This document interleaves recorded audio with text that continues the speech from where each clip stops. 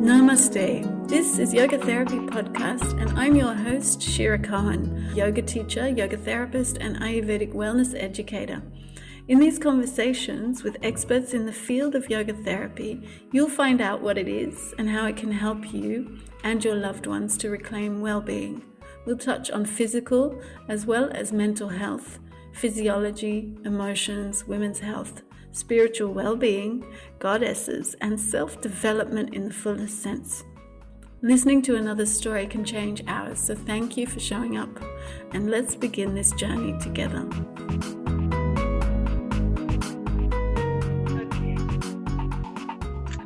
Hello, everyone. So today we are joined. Hang on, I got nervous just trying to say her last name now. Deniz Aydoslu. Exactly. Yes, okay. Aydoslu. So she's a certified yoga teacher, yoga therapist, and she specializes in mental and emotional well-being, depression, anxiety, and burnout. And she has written a book, which she has self-published on depression, and I have been honored to be able to read that the last few days. It's really beautifully written. So welcome, Denise, and thank you so much for being here. I'm really happy to be speaking with you today. Thank you for inviting me, Shira. Yeah, my pleasure. Okay, so tell us your story. Tell us how you got to yoga and yoga therapy. And yeah, it's actually been quite a journey and a bit of a lifelong journey. I think I did my first yoga class when I was 16 years old, and that really sparked my interest in going deeper into yoga, both physically and also spiritually, I guess. That first yoga class was just kind of bringing me back in touch with like a deeper aspect of myself. And I just remember having this feeling of coming home somehow. I was like, there's something really special there. And then as any teenager, I was taking some yoga classes, but then also many years not. And in my 20s, I became really serious about yoga. And as many people, I started with the more physical forms of yoga. So I was really into Ashtanga, Vinyasa yoga. I love the physical aspect and also how it made me feel internally and how it calmed my mind. And then after a few years of very daily, very strong practice, I decided to take a yoga teacher training just to go deeper into it for myself. And I finished that teacher training. I came back and I immediately was offered a position teaching yoga. So I started teaching yoga as my profession. Even though I had just graduated from a master's in criminology, I just kind of rolled into the yoga thing. And I started teaching full time for, I think, about 4 or 5 years. And at that time, I was living in England. And I remember at some point having that feeling that I wanted to expand. I had traveled a little bit, but not so much. And I went from school straight into university. And I've always lived a pretty kind of like normal, straight life. And I felt like there was just more to life than reading books and doing academic studies, and that I needed to experience life a bit more. So on kind of like an intuition, a whim, I bought a plane ticket to Thailand, and I went to India, to Thailand, and studied yoga there also for many years. Kind of combined also with getting a teaching position there in a, kind of like a tourist retreat resort. And there I was able to do also more meditation practice. And there's... how long did you live there? Can I there ask? For 5 years as well. Wow. Yeah. Okay. My life seems to go in these 4 or 5 year cycles. Yeah. So, and it was there also that things started coming together for me, because I had studied criminology and I wanted to help people. And then I was teaching yoga and I was looking for ways to integrate everything that I was interested in. And I myself come from a background suffering from depression, anxiety, low levels of energy, low self-esteem. And then yoga therapy sort of crossed my path. And I became interested in it because it seemed to be a way that I could take all those things that I'm interested in and really go deeper into how I can apply all those disciplines and interests into really helping people on deeper and more profound levels. Yeah. Yeah. Wonderful. Yeah. And I can imagine that powerful Ashtanga Yoga was really helpful for the depression because it moves the energy up and out. Yeah. Yeah, it was. And it's very challenging because there's so many different styles of yoga these days. And so a lot of people sometimes are even told by their doctor, try some yoga. But I hear Which one? There's so many different styles. And this is also what I love about yoga therapy, is looking at different types of practice and what effect they have on the body, the nervous system, the mind. And like that, being able to understand more deeply what a practice can do for you. And who needs what. Yeah. Yeah. Mm-hmm. Yeah. I agree. So in your book, I read about story and your story giving you meaning. So can you elaborate on that? Because I also find that very important, that we find out what our story is and understand. Yeah. Yeah, because I always struggle to find my path in life, I think. I was always, some people, they're just born and they have a talent. They're really good at something. Or they know what they want. No, exactly. Yeah. And for me, it didn't come that easily. I had so many interests. I had also kind of abilities in different subjects and artistic directions. So it's like, I could do anything, but I don't really know what I want to do. Yeah. And I think a lot of people, when we experience that, that it can help, especially if you're kind of on a path where you're wanting to work with people and help people.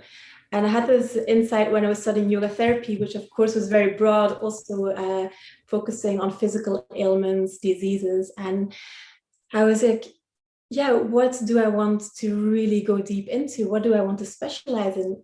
And I was kind of approaching it with my mind. And when I kind of sat back, I was realizing, the one thing that I really know, and that's part of my daily life, and that I've been working through my whole life, is that topic of well-being, emotional well-being. And of course, emotional, mental always comes together with the body, right?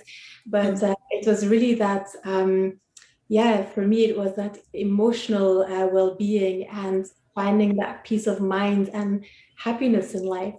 And it's interesting because a few years back, I took a business course, and this was a woman. She was helping entrepreneurs to find their niche or their niche.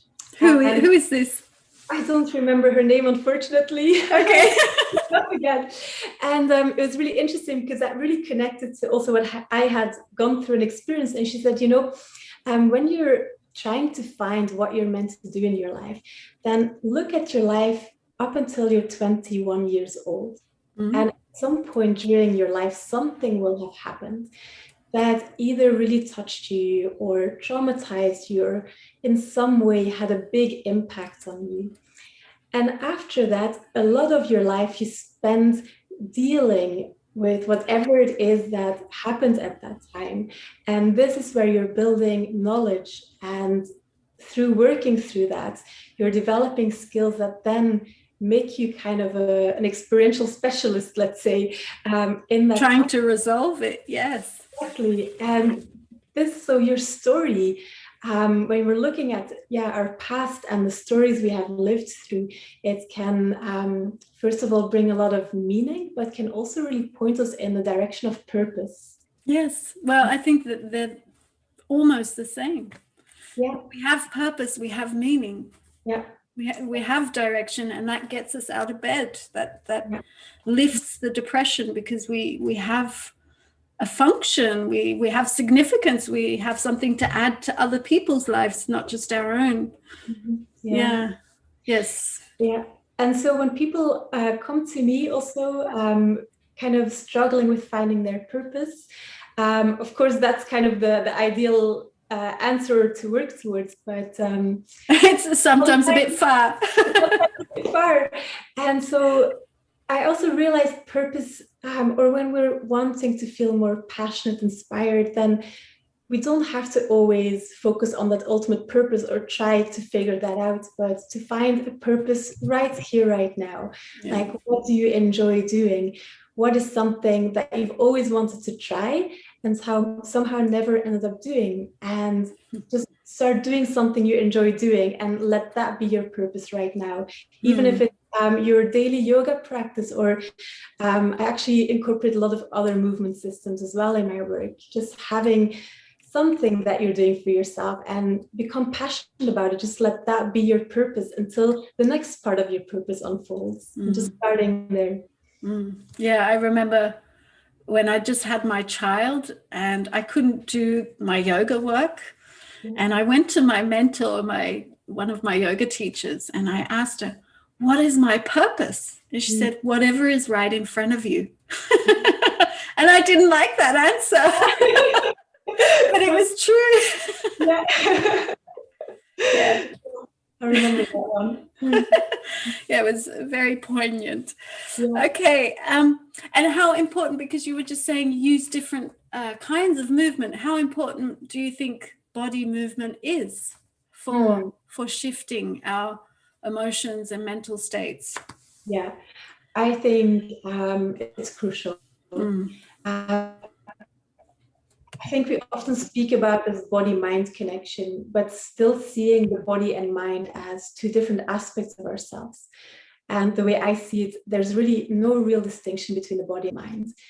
And so when we're struggling with something, whether it's our emotional well-being or physical health, then we can work cognitively on things. And by resolving some pain and trauma, it will reflect also in more ease in the body. And we can also work through the body and kind of find more emotional well-being.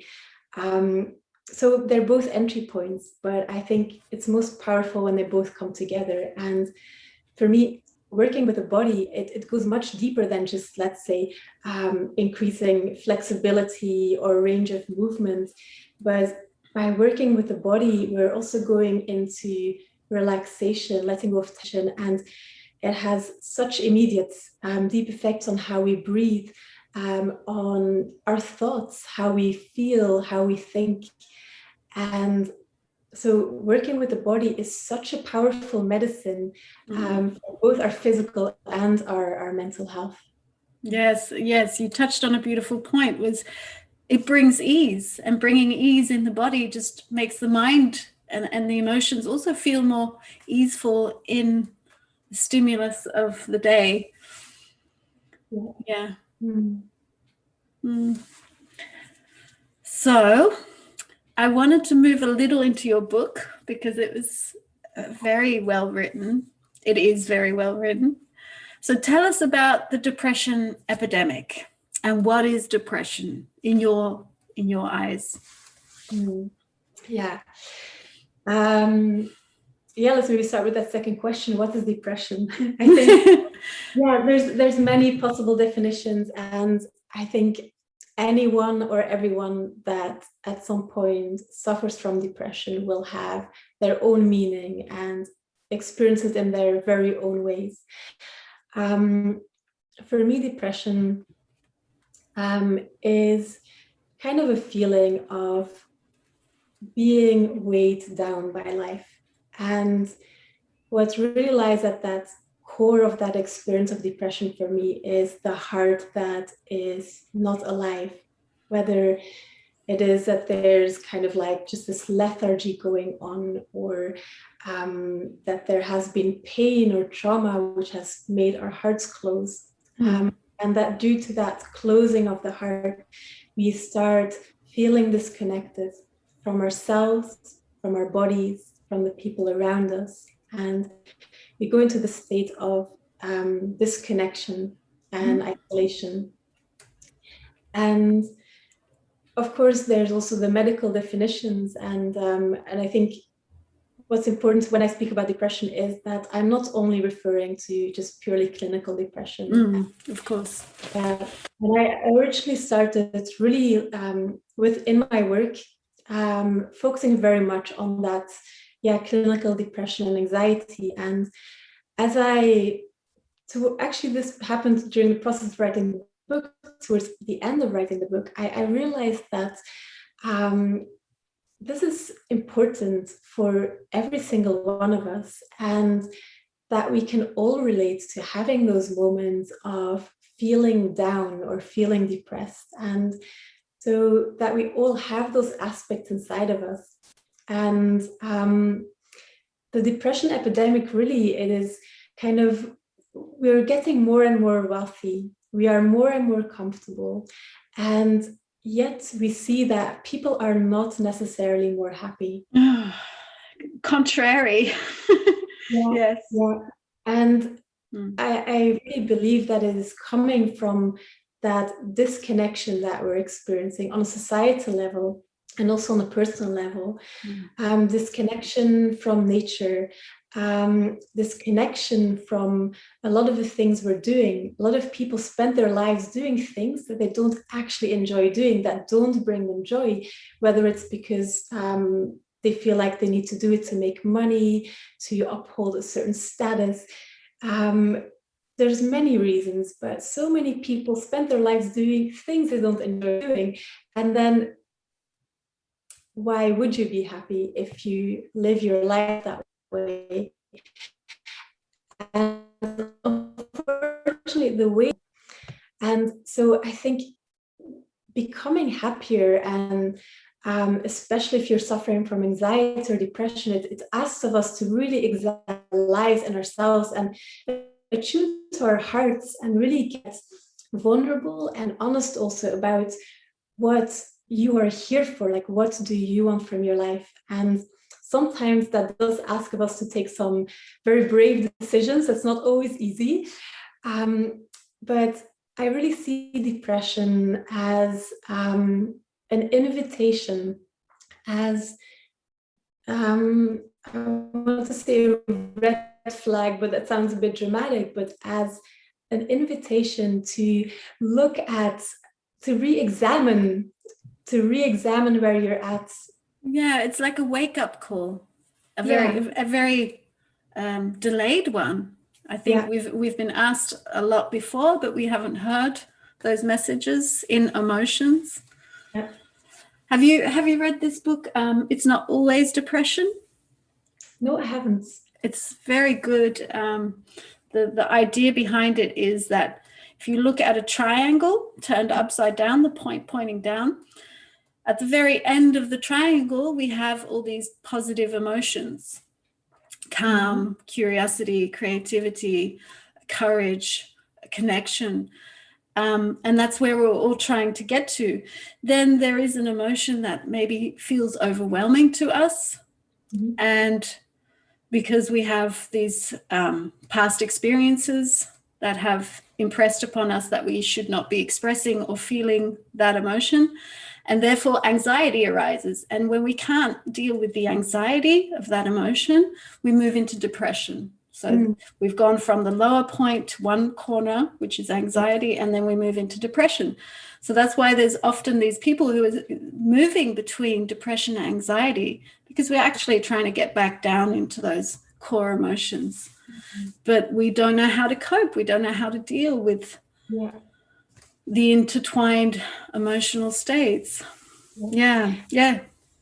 I found that very helpful way of looking at depression, and that it's just a signal, hey, we have these patterns or things we need to be dealing with. Yeah. And that's another thing that because you're talking about emotions now and dealing with emotions, and maybe some people were taught about emotions in school, but I for sure wasn't. And no, me neither. Not at home, not at school, nowhere. And it's crazy if you think about the fact that all children have to go to school, and we learn so many different things at school, but some of the most essential things, like what are emotions, how to relate to your emotions, we are not taught. Yeah, I agree that this should be something we should be taught, but I don't think it should be at school, because I see already how much my daughter's teachers have to teach children. They are already teaching not just the school requirements, but they are teaching them about sex, about nutrition, because a lot of parents don't even teach this to their children. So the teachers are taking on way more than they should be. It's not just educational anymore. So I think emotions should be already taught in the home. and we just generally need more education on emotion, because my family is still emotionally pretty much illiterate, but apart from anger. Everyone's allowed to be angry and frustrated, but that's so minimal, you know. There is so much more. So but I agree, we all need much more education on this, but I don't think it should be schools. You said it in your book, and I heard it the other day in some silly series, but it was so spot on. Relationships are built on emotion. So the first thing, and like you said in your book, we feel before we see, think, and speak. So it's the first way of relating. That's so hard, because I totally agree with you that parents could teach more about emotions to their children, but I think this is where it often goes wrong, that those parents don't have that education. And that's a hard thing. And it was interesting how you said that in your home you were allowed to express anger, whereas for me, that relationship to anger has always been something very difficult. I think that's Jewish. I know Jewish people get angry very easy. And it's okay. You're allowed to be angry. You're allowed to be discussive. But the Catholic, it's very different. It's about being humble and quiet and And so also a lot of people that I work with, I see that their depression actually stems from the suppression of anger, of not having a healthy relationship to anger and an ability to express it, and then the anger gets turned inward, and that also can cause depression. So it's very interesting how well, I think any emotion, whatever emotion you cannot express, becomes internalized. And it just starts to eat away at you because you don't know what to do with it.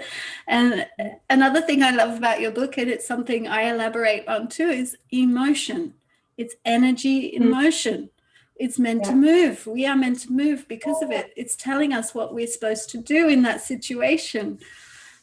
So this is a question I had, but I kind of answered it. Is like, why is expressing your emotions so important?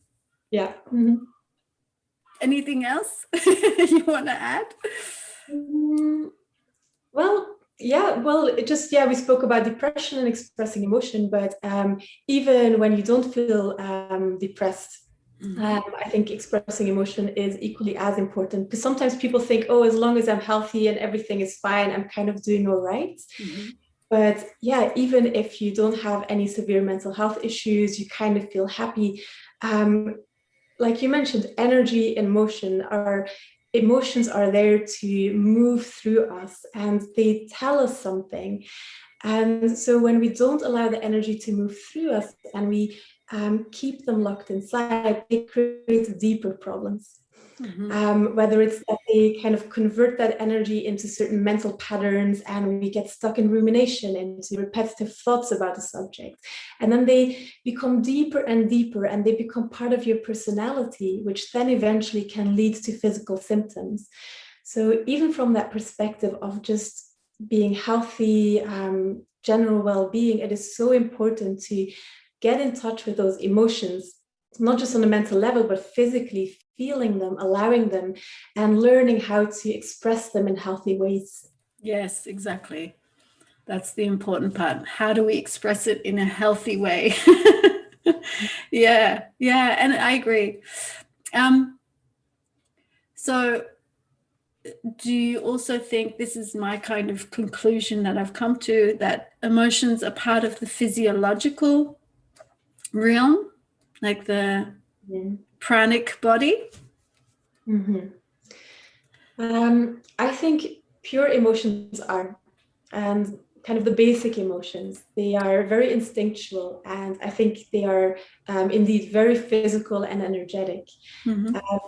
sometimes we have more complex emotions. Some people prefer calling them feelings, where it's actually connected to thoughts. So we have an emotion and then we're creating thoughts around that, and it creates a particular feeling. And then I would say the mind is more involved. But yeah, the pure, like raw emotions like sadness, anger, grief, disgust, they're very physical. Yes. But I kind of, the more I started to write about it, I felt like feeling is the part of an emotion where you are perceiving something is coming in, whereas emotion is emoting. It's going out, or it's supposed to go out, but when we don't, it gets stuck, like you say, in the body. So I felt that there's that difference. Feeling is a mind thing, because first it comes in, then the mind perceives it. What do we do about it? And then there's emoting. Like that. So but I really liked what you had in your book, these shades of basic emotions, that you broke it down into different shades. This was really great. Do you want to elaborate on emotional language? On emotional language, like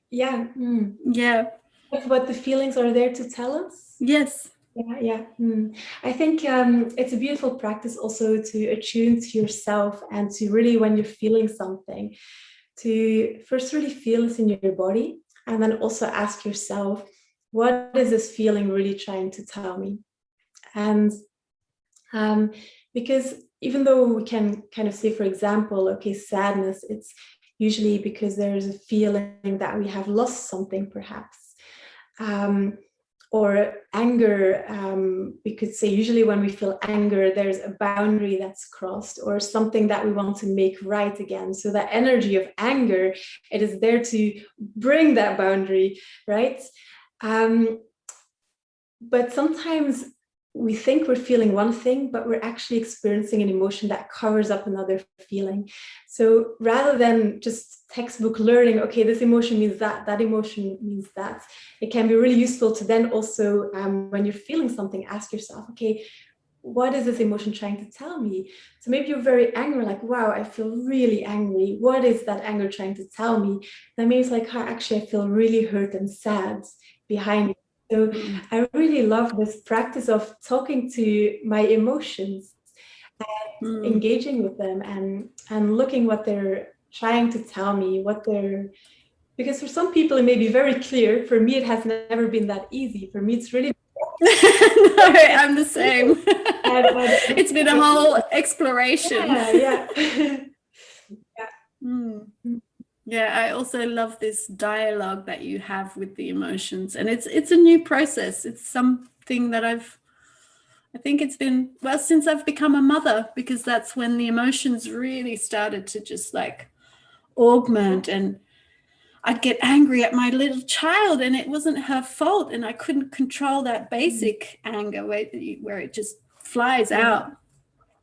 And I was trying to understand, how do we, because there is so much energy behind these, especially anger and the fiery emotions, that we should be able to channel it. And that's what I've started to do over the last years, is like, how do I move this very strong buildup of energy into a project, into something constructive, that I do change, I do make those boundaries.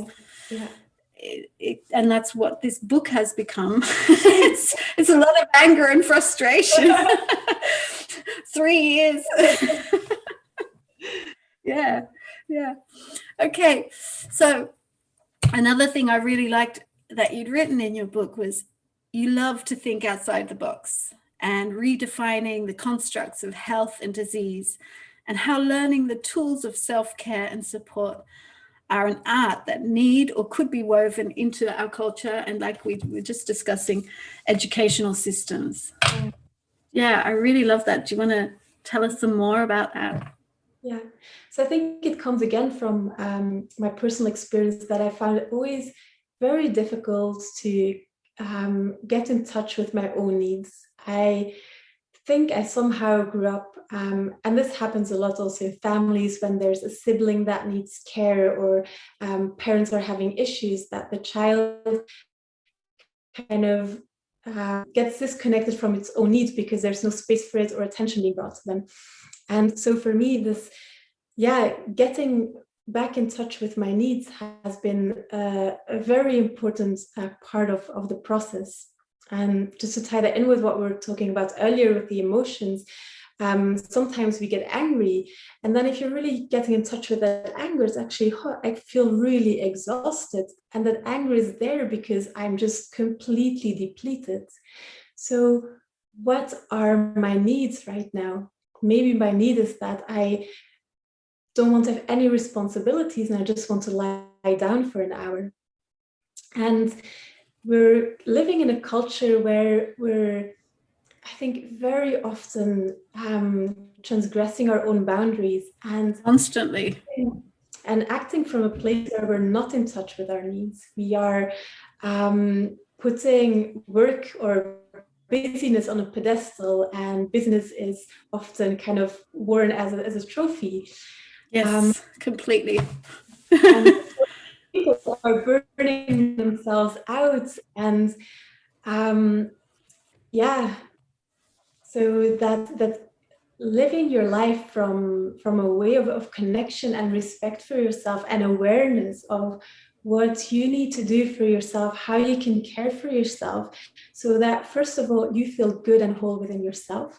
But it's also a prerequisite for connecting with other people, like whether you're raising children, you have a family to take care of, or at work. If you don't know, that sometimes, like, let's say you feel really angry, but when you're then getting in touch with that anger, and that anger might tell you, actually, I just feel really depleted, I'm exhausted. So what can I do to take care of myself right now? Because that being in touch with your needs, and that way of like self-respect, self-connection, self-love, self-care is not only important for your own well-being, but if we're operating constantly from a place where we're not connected to ourselves, where we're depleted, exhausted, anxious, then that's influencing how we feel and how we're interacting with other people. Yeah. Yeah, very much so. Yeah.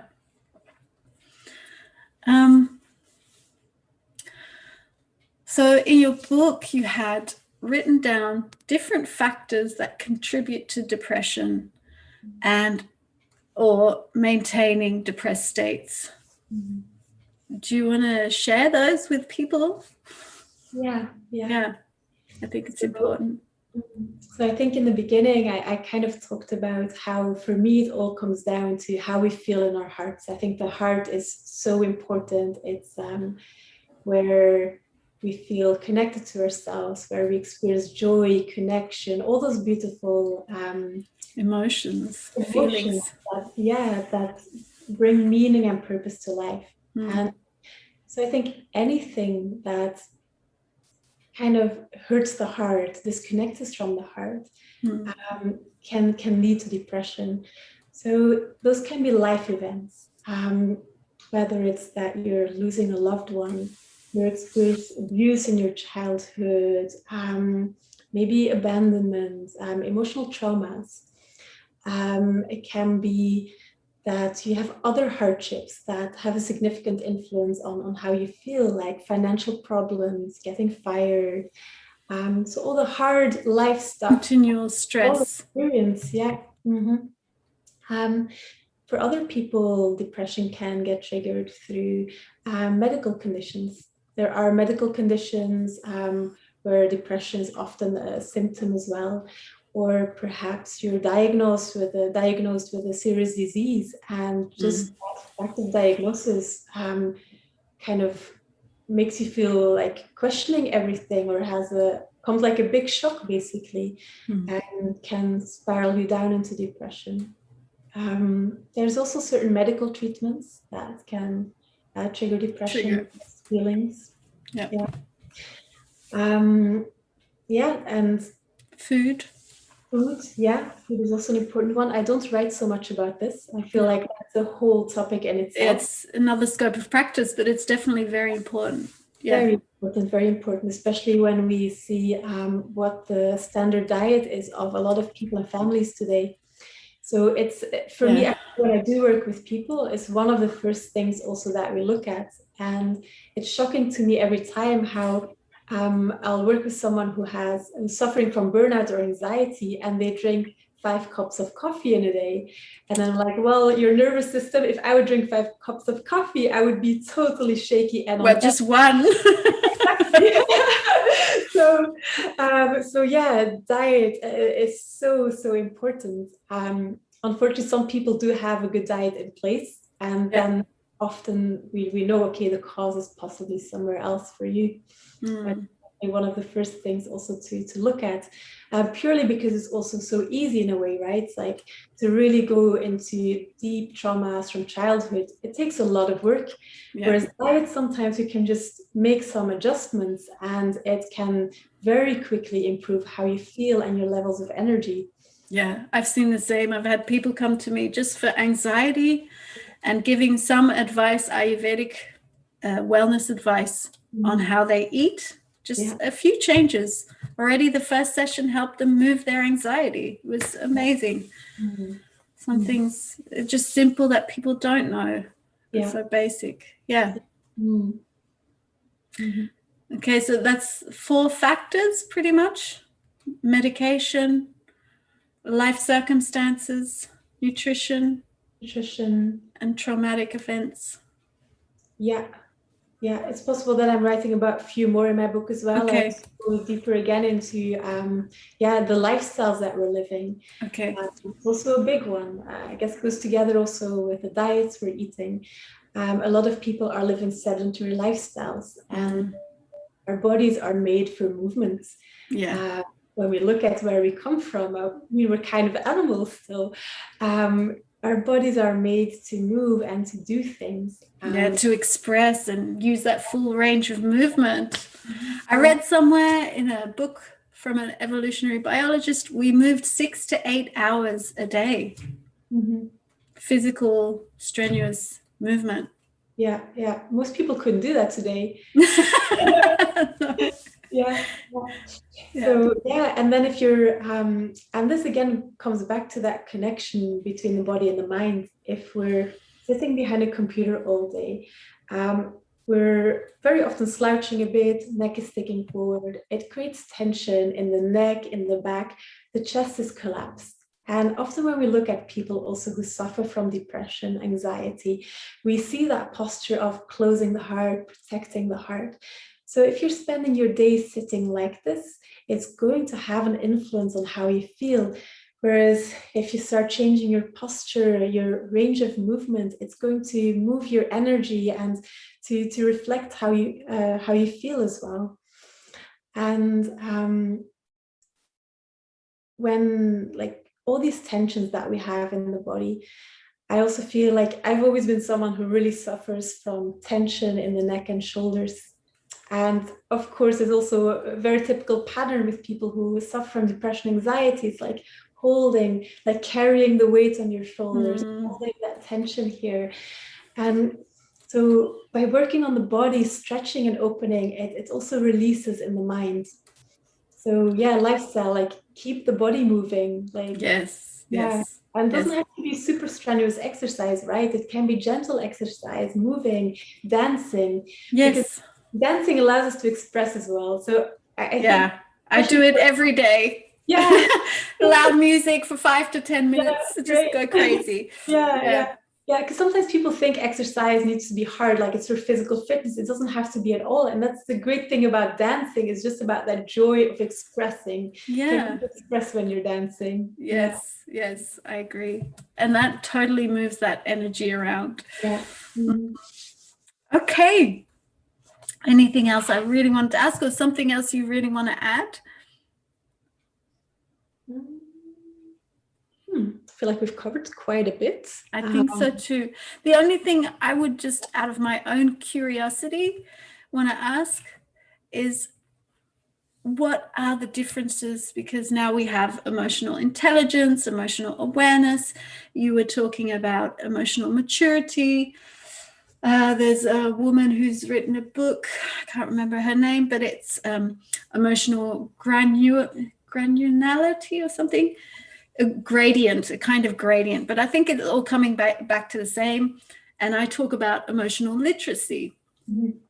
So it's not so much a question, but more maybe we can discuss what that is, what all these terms are about emotions. Yeah. For me, probably like we have all discovered the importance of emotion and how important it is to learn more about those emotions and what we're feeling. Mm-hmm. And I think many people have different takes and different focus, different emphasis on how we can achieve that, how we can do that. Yeah. So, and I think that's the beautiful thing about any topic that's deep and complex, is that you can come at it from so many angles. Yeah, it's like a diamond, isn't it? And you can get so passionate about it and get so into it.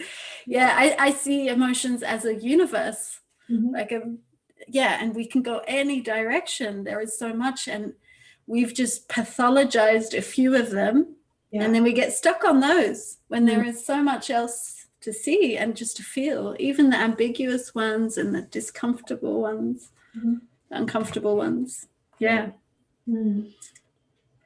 Okay, so I think that's it. You can guide us through a practice if you would like. Denise? I think I would like to do a little guided relaxation awareness practice, connecting with the different parts of the body and the emotions as well. Okay, I'll mute myself, so the stage is yours. Okay. So for everyone who's listening, you're welcome to just close your eyes for a moment and take on any comfortable position, whether for you that means just lying down for a moment on the floor or in your bed, or sitting in your chair or leaning back in the sofa. And just make sure that you're entirely comfortable. And closing your eyes. And just start by taking a few slow, deep breaths.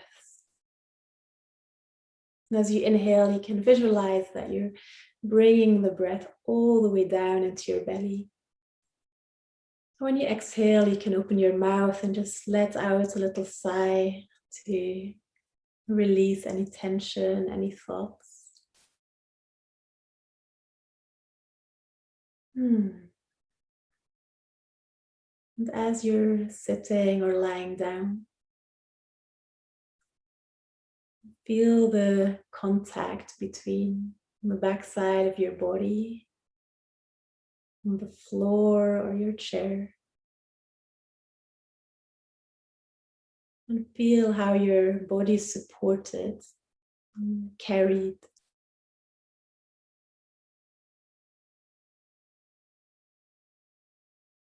And perhaps it feels safe to let go a little bit more, relaxing the muscles in the body. And letting go of the mind.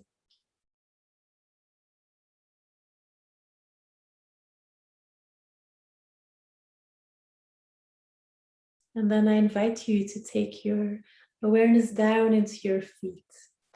And just take a moment to feel your feet from the inside out without moving them, just by bringing your awareness there.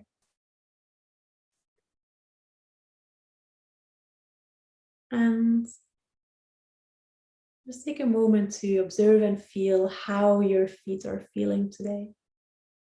And maybe a word comes to mind. Maybe it's a color that you're seeing, sensation.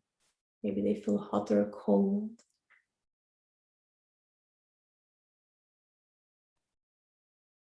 Maybe your feet have something to tell you.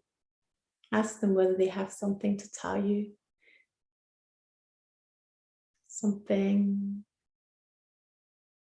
that they want or need.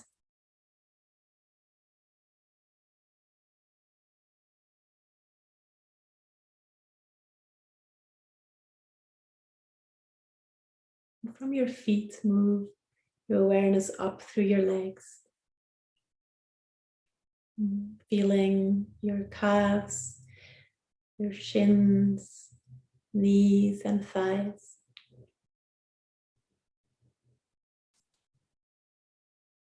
Feel and observe how your legs are feeling today.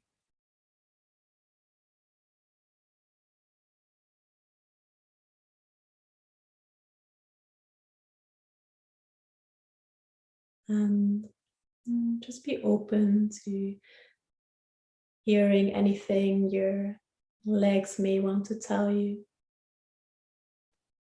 If they don't have anything to say, that's completely fine too.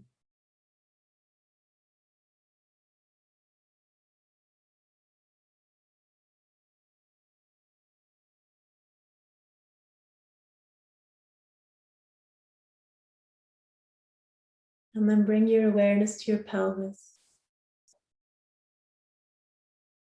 Feeling your buttocks, your hip bones, lower abdomen,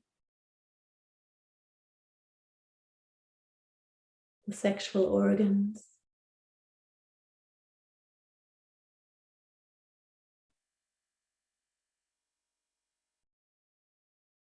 How does your pelvis feel?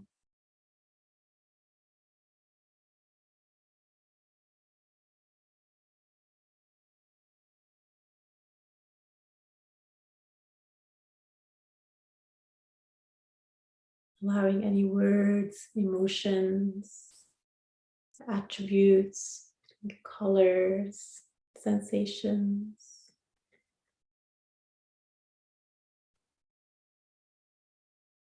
And is there anything your pelvis wants to tell you?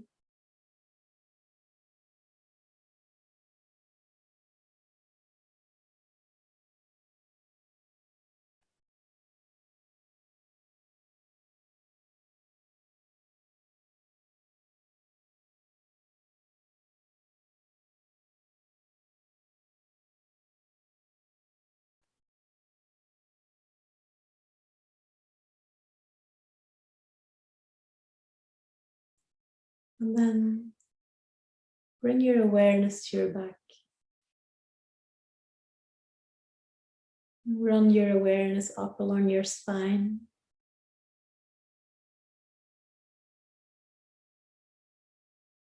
Feel the muscles in your back, the shoulder blades.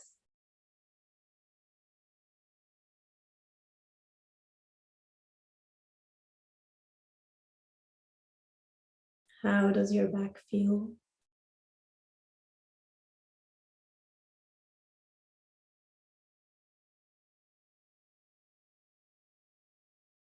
Is there anything your back wants to tell you?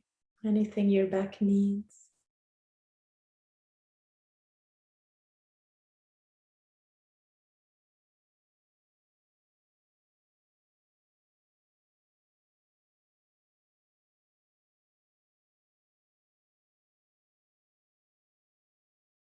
And if your body is telling you anything, you can always make changes if they're possible to make right now. For example, if you want to shift your position a little bit, if your body's asking for that, then listen and respond to that request. Bring your awareness to the front side of your body. And again, just take a moment to feel into your belly, into your chest.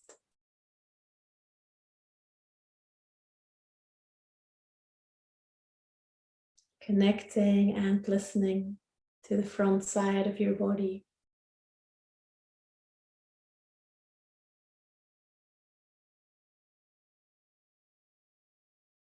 And then move on to your throat, your neck,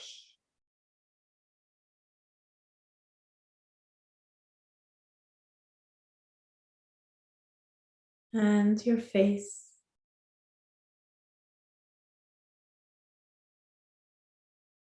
And just check in for a moment whether you're holding any tension in your face. Very often you may catch yourself clenching the jaw a little bit or having tension around the eyes. Just let that go. Let your face become soft.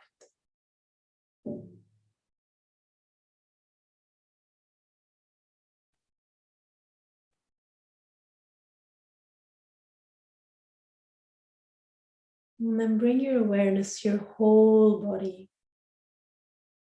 Feel your whole body. And feel your body as a whole.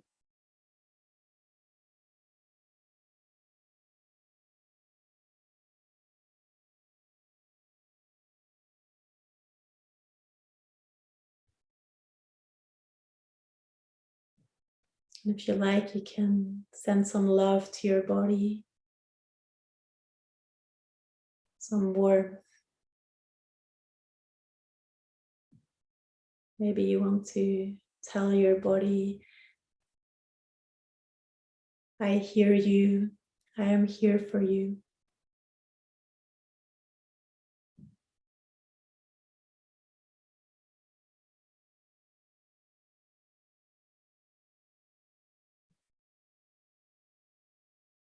And then you can slowly open your eyes again.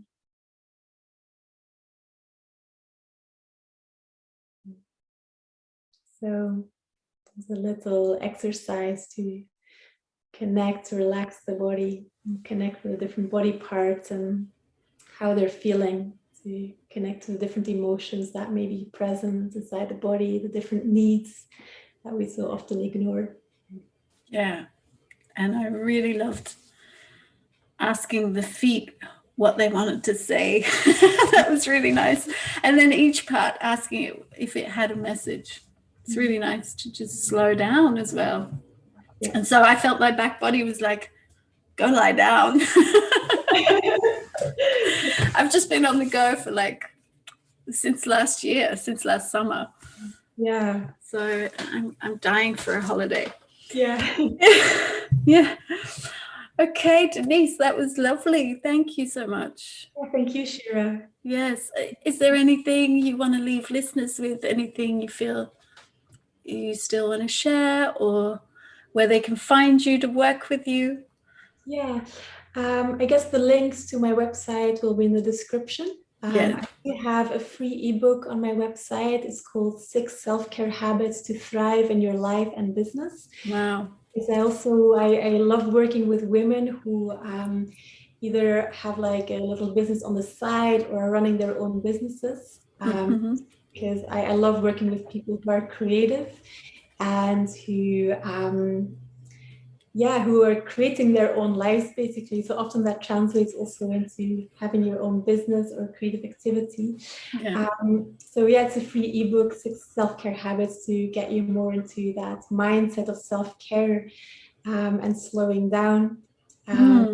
And you can just get that for free on my website. I will. I will sign up. Have you read Kate Northrup's Do Less? Do you know this book? Oh, I haven't. Sounds great. Yes, she's a big promoter of doing less and really slowing down and making the most out of the few things that we're good at. We don't have to be busy 100% of the time. Yeah. Sure. Yeah. Thank you, Denise. That was so lovely. We'll say goodbye to the listeners. Bye, everyone. Bye, everyone. Yeah.